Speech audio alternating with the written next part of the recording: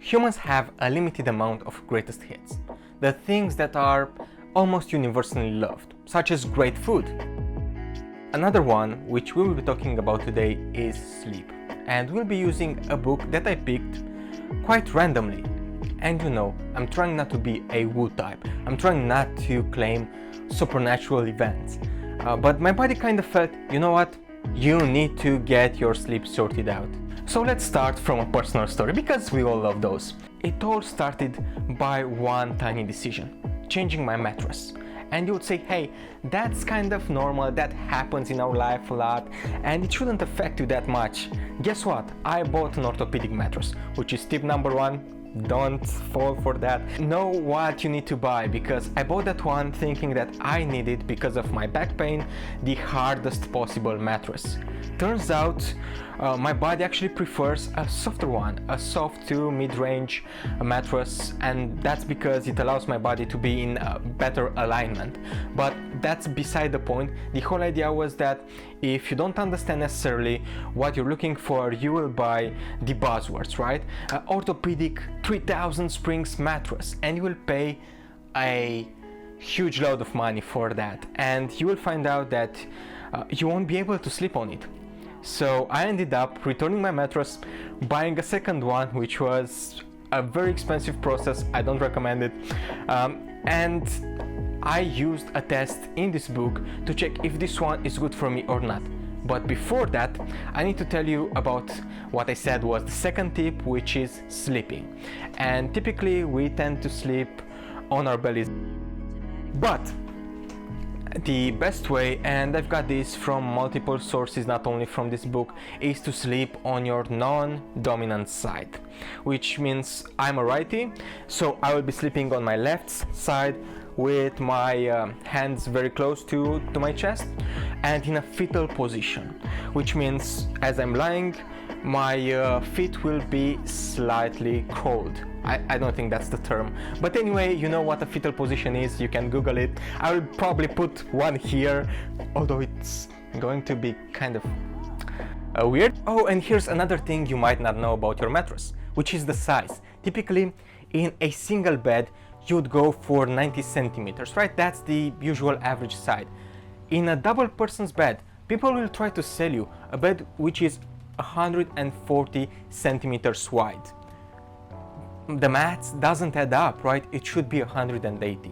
But typically that's a very expensive bed. It is called like a super king or an extra deluxe whatever size, and it makes you feel like the size shouldn't even be for you, but actually that is the minimum recommended size by this book.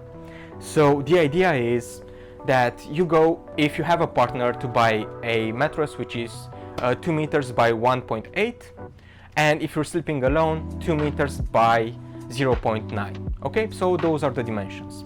And in order for you to know what's the best way to pick a mattress, the book has a test in it, and I won't do it justice here. That's why I really recommend you going through at least that chapter of the book. By the way, I don't want to forget, in his book he advocates to buy everything that you put on your bed, including pillows and davits and body comforters. Everything should be hypoallergenic, which means that you won't have issues with allergies, with dust mites, and with other nastiness that happens in your bed. And by the way, washing your bed sheets is really important. Cleanliness is typically extremely important, because see, this book started from the idea of getting 1% better, right? Through small increments. And that's a well-known strategy in sports. If you get sick because you didn't clean your sheets or you didn't clean your pillowcases, then everything is ruined. Okay, so that's step number one, and it should have been a separate tip, but yeah, go for that. Also, if you want, in the book he spent some time talking about his system, how you can make a portable bed, and I think that can be extremely powerful to try. I haven't tried it, it's the only part of the book that I didn't, so I'm choosing to leave it out. But also if you're traveling a lot, that can be helpful.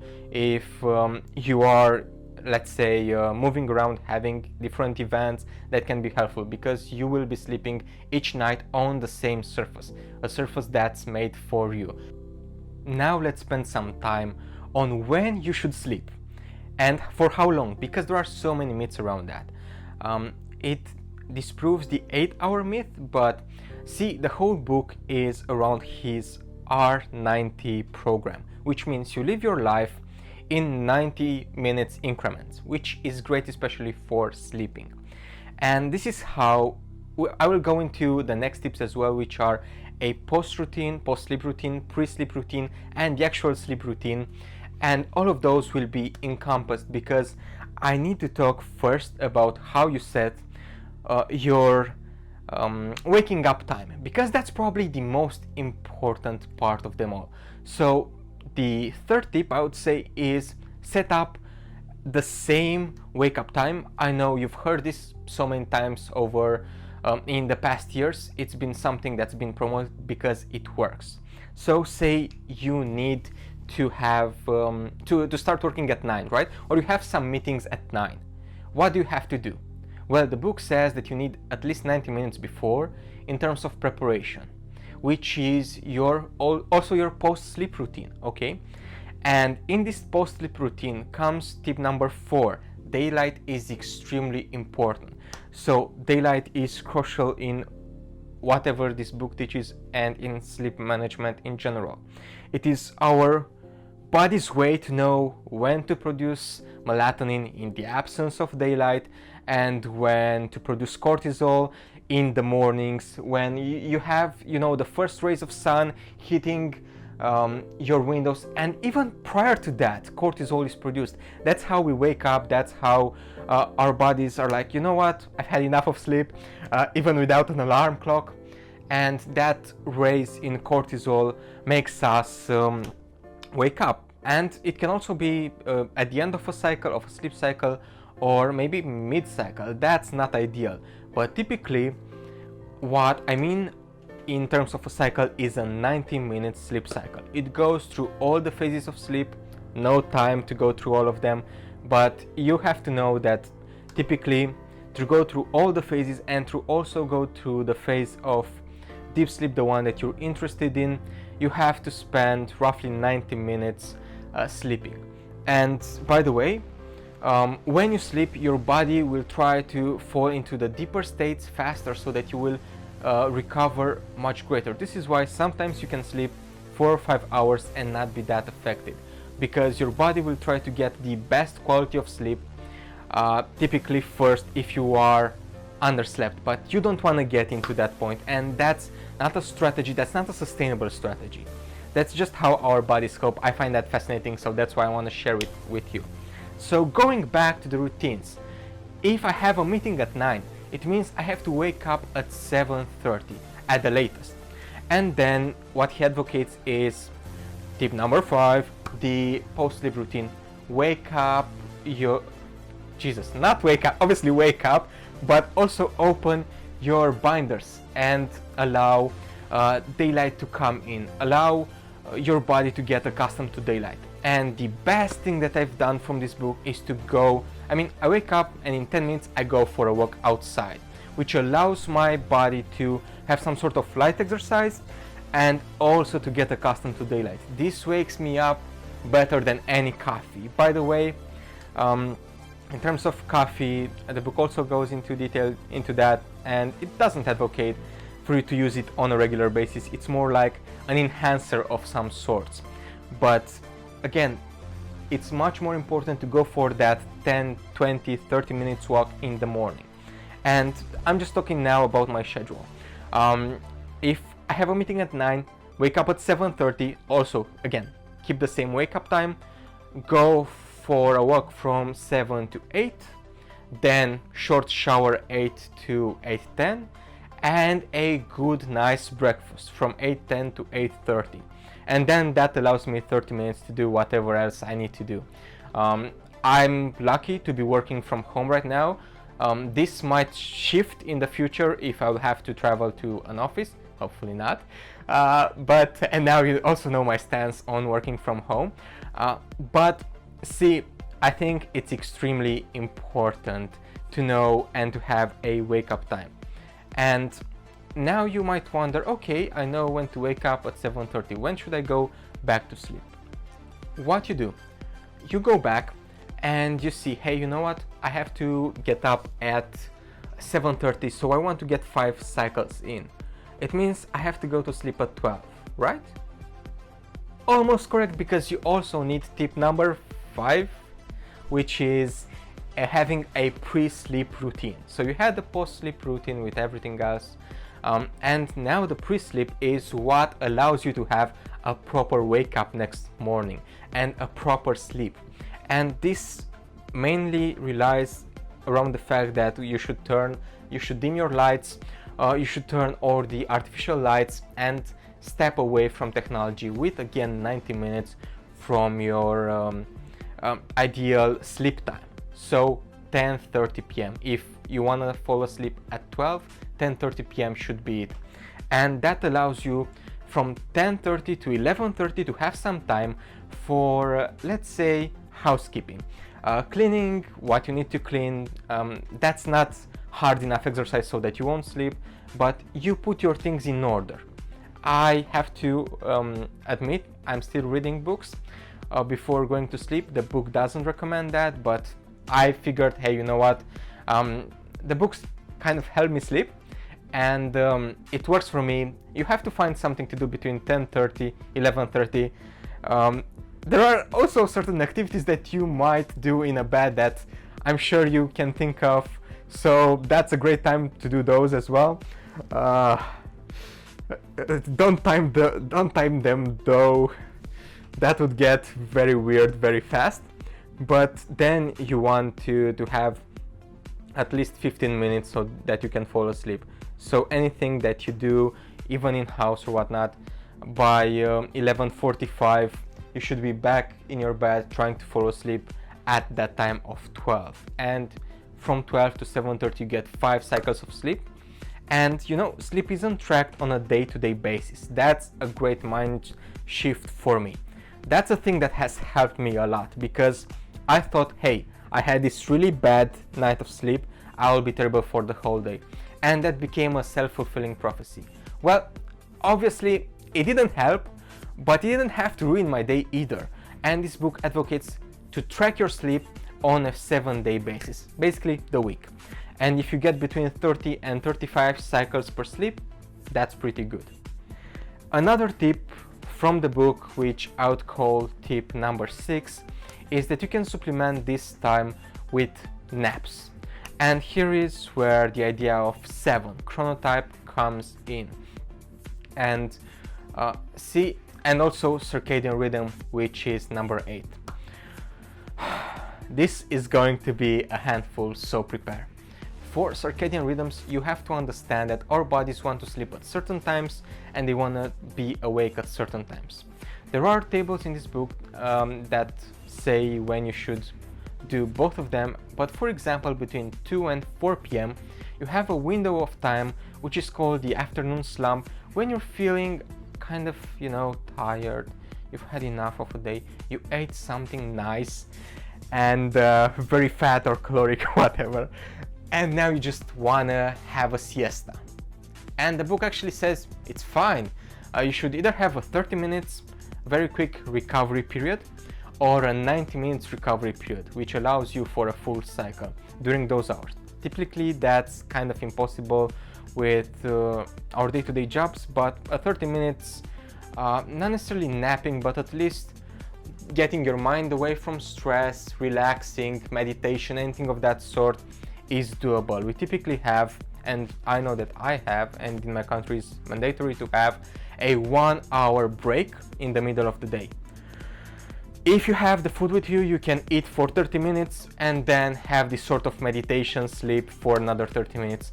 And I found out that's great. It's astonishing. It allows me to have more energy towards the latter part of the day, in which I tend to love to activate, because going back to chronotypes, which I forgot, it was tip 8 anyway, I'm a bit of a afternoon type.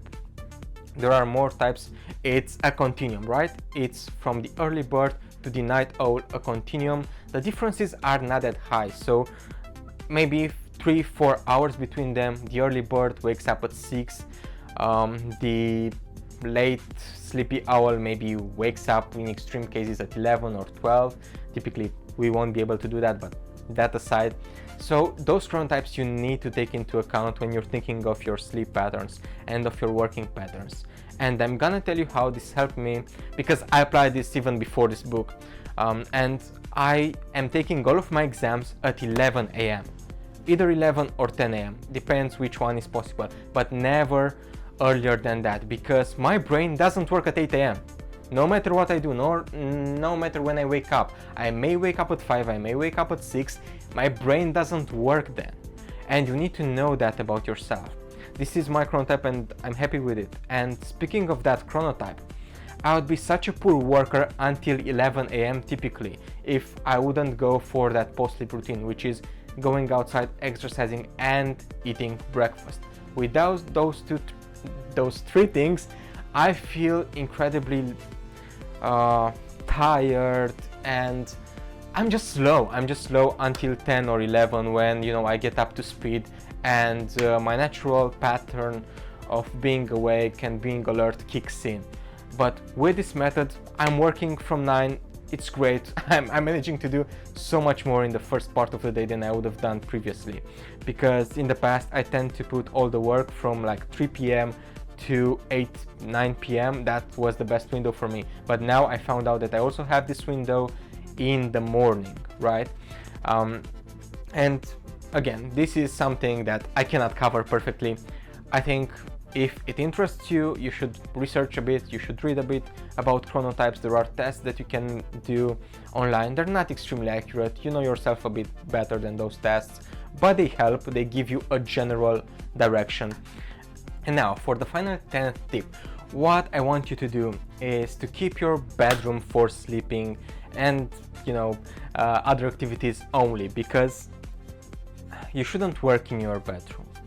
You shouldn't play video games in your bedroom, and you shouldn't have tech in your bedroom. That's one of the big points of this book, because it's very easy to just not want to go to sleep or watch another Netflix series or play another game, because, you know, a game only takes you 20 minutes. That increases your adrenaline and you are concentrated on kicking the baddies or whatever game you want to play, on scoring goals in FIFA or whatever, but you still get let's say in this state where you become more active, so it will not help you with your cool down period. So try to have this sort of separation. Also, due to working from home, it's nice if you are able to leave your bedroom just for sleeping and to work in another separate room. That would be great. To rank this book and wrap it up, it got a high mark from me. It's at number 13 on my all-time list, and in this tiny list that I've been talking on YouTube, I don't know, I haven't done it yet. I think it's 4th, but it gets a high mark. That's what I'm trying to say. It's in top 10% of the books because the quality of information is there. I think it has things which are actionable. I think it has things that are practical, and it has definitely changed my life for the better. So basically my overall mark is 8.5, which is a very high mark, and the book just changed my life in a good way. It allowed me a bit more headspace to think about my own sleeping patterns, to track a bit more my sleeping schedule, to understand why I was tired, what wasn't working, what I should change, what I need to change, and what I want to implement from this book. Because there are things that I don't want to implement, and that's fine, but having all those options, having all those actionable steps, I think it's extremely important for any book that tries to teach you something. If you're reading something only for, you know, as a novel, only for the creativity of it, it's fine, it doesn't have to do that. But this is why I have this category in my ranking, which is actually 3 points out of 10, of is this book practical? Like, can you even do something from it? And I'm telling you, going for that walk after waking up has immensely impacted my quality of life in the end. So with that in mind, we'll hear each other again soon. Bye.